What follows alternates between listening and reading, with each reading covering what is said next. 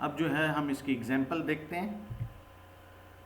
ये specification file है एक छोटी सी जो मैं आपको यहाँ दिखाने जा रहा हूँ। तो सबसे पहले मैंने कहा कि C और C++ की डेफिनेशंस हो सकती हैं और फ्लेक्स की डेफिनेशंस हो सकती हैं। तो अभी जिस पे एक ग्रीन जो है ये पीछे जो लाइन नज़र आ रही है, तो ये आपके पास C या C++ की डेफिनेशंस हैं। हम यहाँ पर एक फ़ाइल इंक्लूड कर रहे हैं जो tokdefs.h है या tokensdef.h है। ये भी थोड़ी देर में हम देखने जाएंगे।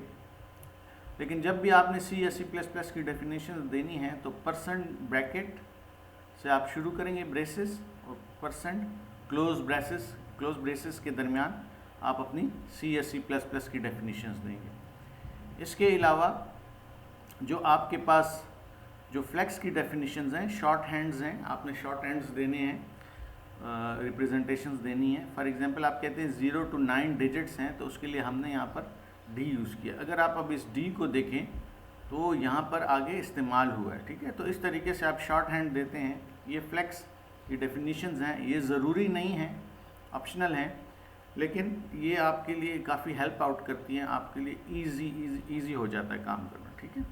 उसके बाद जो है आपके पास लेटर्स, हम कहते हैं वो A to Z हो सकते हैं, स्मॉल लेटर्स, या big alphabets A to Z हो सकते हैं। और फिर आइडेंटिफायर क्या हो सकता है, उसमें लेटर्स हो सकते हैं या उसमें डिजिट्स हो सकते हैं। ये उसका एक तरह से रेगुलर एक्सप्रेशन सा है, ठीक है। ये अब दूसरा सेक्शन जो मैंने बात की थी कि आप ये % सिंबल जो कि इसको फर्स्ट सेक्शन को डिवाइड कर रहा है, दूसरे इसको सेपरेट कर रहा है दूसरे सेक्शन से। और ये जो है अब आपके पास टोकन डेफिनेशंस और उन पे एक्शंस की हमने बात की थी। टोकन डेफिनेशंस, और ये हम डिफाइन करें कि अगर आपके पास वॉइड हो तो क्या रिटर्न करो, टोकन अंडरस्कोर वॉइड। अब ये जो है token underscore wide, token underscore int और टोकन अंडरस्कोर इफ, ये ऑलरेडी जो है इस इंक्लूड फाइल में आ चुके हैं। इंक्लूड का मतलब tokdefs.h में ऑलरेडी मौजूद हैं और वहाँ से ये यहाँ इंपोर्ट हो जाएंगे और यहाँ पर सारा का सारा कोड आ जाएगा। तो इसी तरह से मुख्तलिफ जो हैं आपके पास टोकन डेफिनेशंस हैं और उसके ऊपर एक्शंस हैं, ठीक है।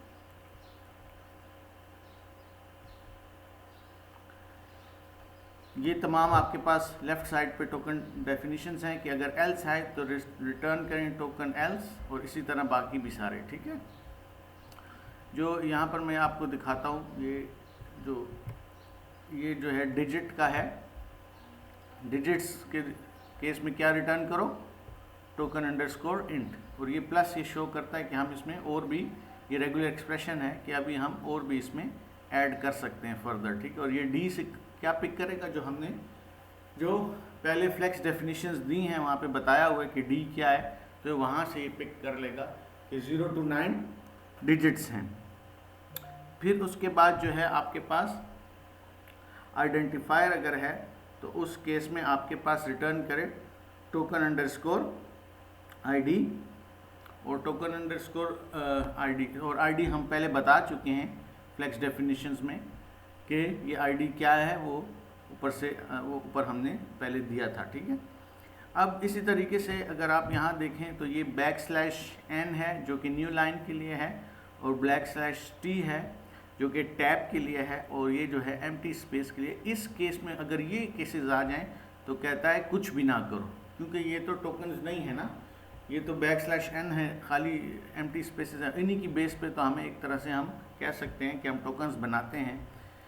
तो ये इसके ऊपर कोई एक्शन परफॉर्म ना करो। और ये फिर वो % सिंबल, जब हमारे पास ये जो है टोकन्स और उनके एक्शंस कंप्लीट हो गए तो हमने % यूज़ कर लिया। और मैंने बताया था कि जो थर्ड उसका सेक्शन है, वो थर्ड सेक्शन जो है वो ऑप्शनल है, इसलिए यहाँ पर वो मौजूद नहीं है। उसके बाद ये वो tokdefs.h है जो कि मैंने इंपोर्ट की थी